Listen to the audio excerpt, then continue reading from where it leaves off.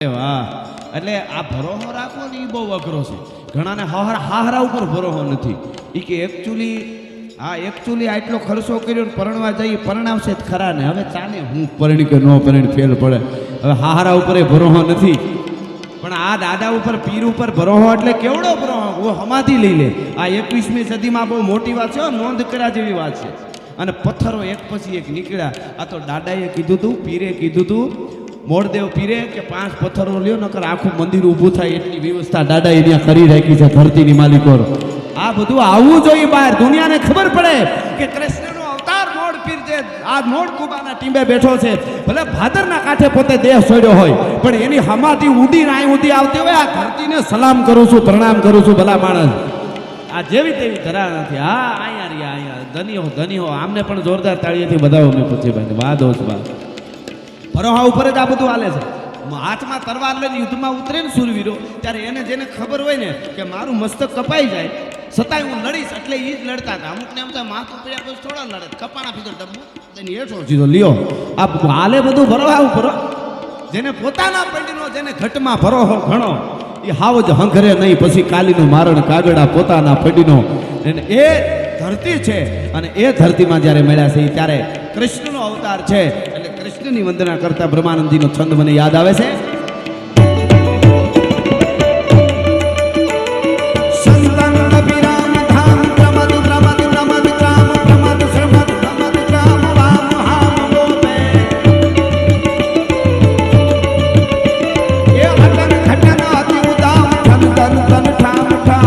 વિશ્રામ અતિ વિપ્રામ શ્યામ સુંદર શોભે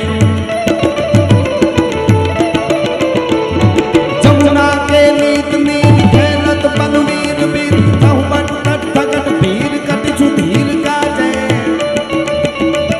એ હર હર કદ ફેર ફેર વિકસત સુર બેર બેર હર કટ કટ ફેર ફેર નટવર નાચે. અરે હા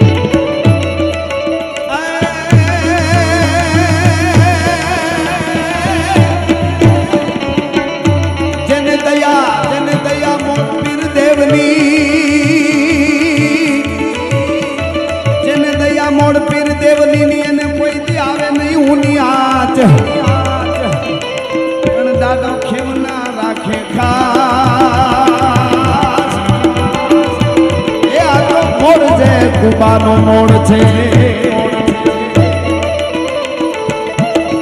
જય હો.